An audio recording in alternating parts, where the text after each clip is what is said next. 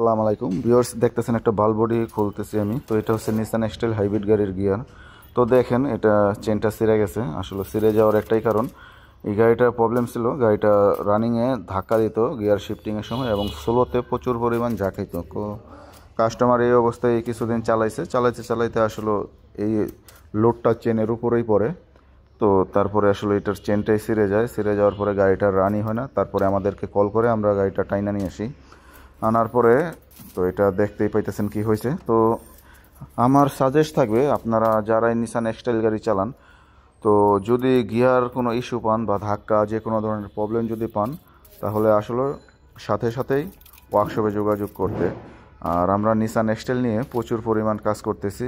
এই গাড়ির পার্টসগুলো আমাদের কাছে অ্যাভেলেবেল স্টক আছে, চাইলে আমাদের সাথে যোগাযোগ করতে পারেন।